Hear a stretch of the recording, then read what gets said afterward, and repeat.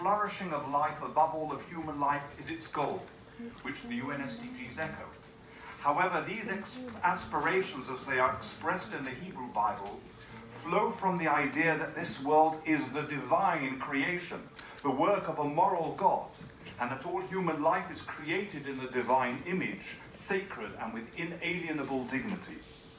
The ancient Jewish sages understood the biblical commandments to cleave unto God and to walk in his ways to mean that we have to emulate the divine attributes, imitatio Dei. Just as he is gracious and compassionate, they say, so you be gracious and compassionate. The psalmist declares in Psalm 145, verse 9, God's mercies extend to all his creatures. And Exodus 22 makes it clear that this merciful nature means a special care for the weakest members of society, which we are obliged to reflect in our own actions. Accordingly, the Hebrew Bible instructs us to pay special attention and concern to those whose dignity is vulnerable and are marginalized, the poor, the stranger, the widow, and the orphan. The Talmud notes that the obligation to care for the stranger, sojourner in our midst, is repeated 36 times throughout the Pentateuch, more than any other charge. Thus, the care for the physical well-being of all, as summarized in the SDGs, is fundamental to the understanding of the Torah, the Hebrew Bible, of what it means to be human and to behave as a human, created in a divine image. This social doctrine regarding responsibility for one another, and especially for the vulnerable, also contains a clear view of the status of material resources and ownership.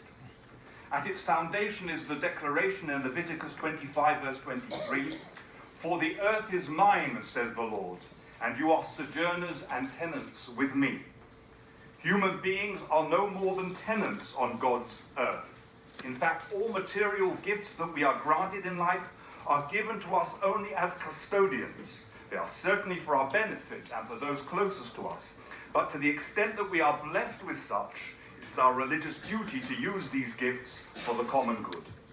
Similarly, regarding our responsibilities towards our natural environment, the fact that as Psalm 24 states, the earth is the Lord's and all that is in it, and that as mentioned, our ecosystem is viewed as the divine creation, are imperatives in themselves for us to respect and care for our environment. However, the idea of responsible custodianship of material resources is explicit in a phrase in Genesis 2:15, and he placed them in the garden to work and to preserve it.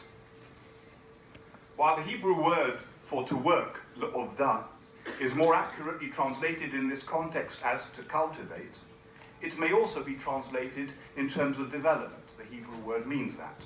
Thus, this divinely mandated purpose for humanity reflects the aspiration that we refer to today as sustainable development. However, there is additional meaning to this word because its most frequent usage is in Hebrew in the sense of service. It therefore indicates a relationship of humanity to the creation and all that is in it as one of service, in keeping with the previously mentioned ideas. Furthermore, this word avodah is also used in Jewish tradition to mean divine service.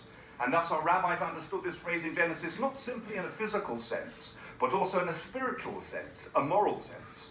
Indeed, as the Hebrew prophets affirm, the concept of divine service itself must be understood not purely in the narrower meaning of prayer or temple offerings, but also as service in the sense of obedience to and the fulfillment of God's word and way.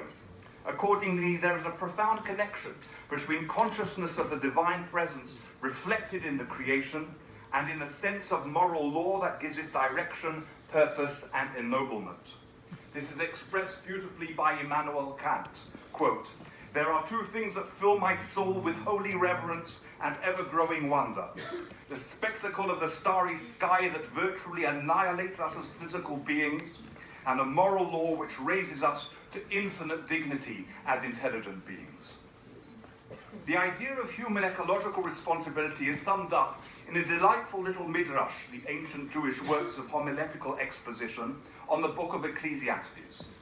This midrash says, "In the hour when the Holy One, blessed be he, created the first human, he took him and let him pass before all the trees in the Garden of Eden and said, 'See my works, how fine and excellent they are which I have created for you.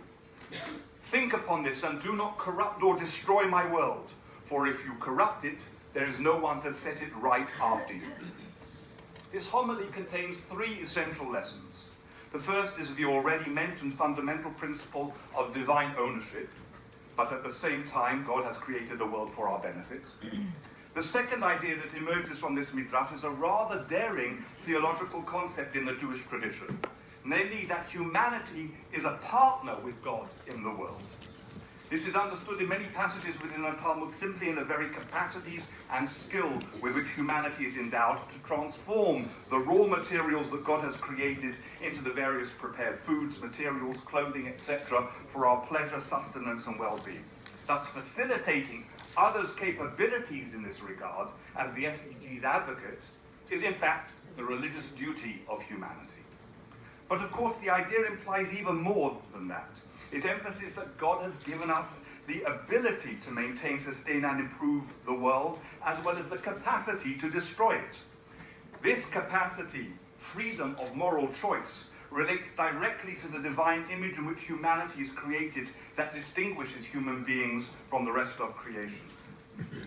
While humanity is given control of the natural resources, inanimate and animate, the commandments of the Hebrew Bible seek to direct us as how to behave towards these, responsibly and compassionately. Accordingly, while Judaism permits humanity to benefit from animal resources, it lays down extremely strict demands regarding the treatment of animals prior to slaughter, and Judaism understands the prohibition against cruelty to animals to be a biblical prohibition. This imperative is actually missing from the UN SDGs, which does not adequately address sentient life as a whole.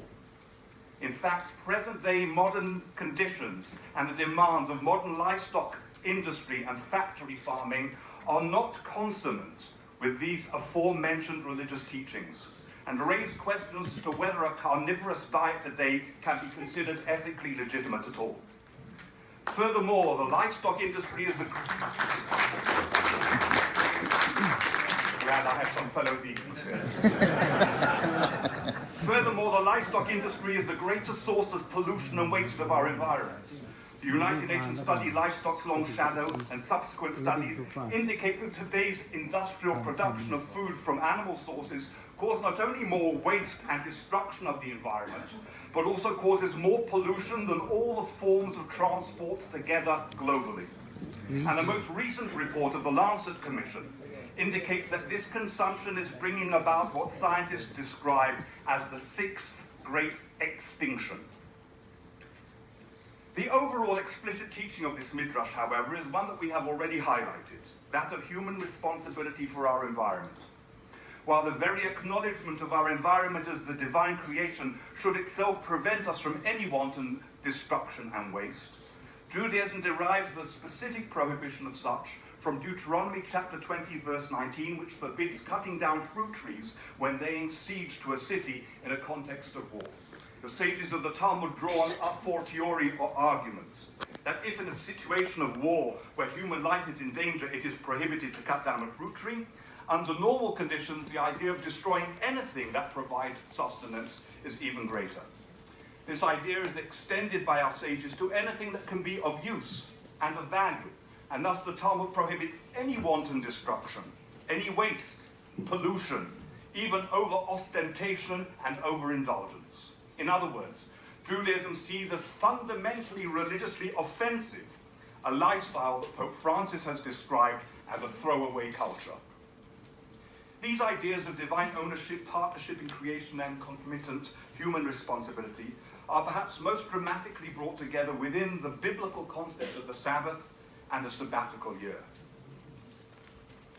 In the words of Rabbi Samson Raphael Hirsch, one of the greatest rabbis of the 19th century, quote, "The Sabbath was given so that we should not grow arrogant in our dominion in God's creation, to refrain on this day from exercising our human sway over things on earth, and not lend our hands to any object for the purpose of human dominion. The borrowed world is, as it were, returned to its divine owner in order to realize that it is but lent to us. The Sabbath is accordingly a weekly restoration of the natural relationship, both in relation to God and in relation to our environment, social and ecological. While we are in fact commanded 6 days shall you work to develop our human creative potential, there is nevertheless a real danger that our creative labor can take us over, subjugating and even stifling our social and spiritual potential. Indeed, in today's world, more than ever before, there is a danger that our technological capacities can become the be-all and end-all in what has often become a kind of modern idolatry. However, in order for the Sabbath to be a weekly restoration of our spiritual and ethical equilibrium, it is of course not enough for it to be a reflection. It must be a practice. In the words of Hirsch again, quote, "To cease for a whole day from business, from all work, in the frenzied hustle and bustle of our time, to close the exchanges, the workplaces and the factories," and we might add today, to switch off our computers, to do without our smartphones. Great heavens, how would it be possible the pulse of life would stop beating and the world would perish? The world would perish? On the contrary, it would be saved. Through its discipline, renewed consciousness, spiritual reflection, and material celebration, deepening family and communal bonds, the Sabbath serves to restore, rebalance, and inspire our weekly lives. The sabbatical year is an echo of the Sabbath day, and the most extensive passage in the Bible dealing with the sabbatical year, Leviticus chapter 25, is followed in the next chapter by the promise of good rains and harvest, prolonging our days on the earth and guaranteeing peace. This, the Bible explains, is the consequence of observing the divine commandments. If we disregard the divine precepts, we are told, we face ecological disaster, failed harvests, no peace, but war and devastation. The 12th century scholar, theologian, philosopher, and physician, Maimonides, Ibn Maimun, could only explain this imagery in metaphoric terms. It only made sense to him as a metaphor for conveying the higher ideal of spiritual and moral consequences to our actions in a manner that even the most simple farmer in ancient Israel might be able to grasp. A metaphor. However, today we can understand these texts literally more than ever before, because the consequences of human conduct on our ecosystem are so strikingly evident.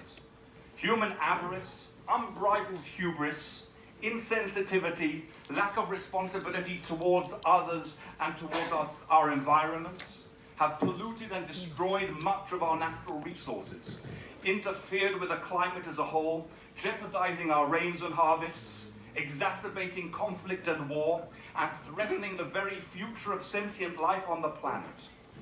Never before have we been able to see so vividly the connection between our moral values and conduct and the well-being of the ecosystem as a whole.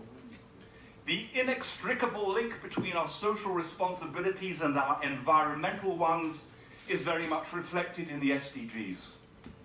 But as Pope Francis has highlighted in his encyclical Laudato Si', we people of faith have to go further in highlighting this ethical interdependency and its consequences as flowing from our sense of the divine in the other and in our world.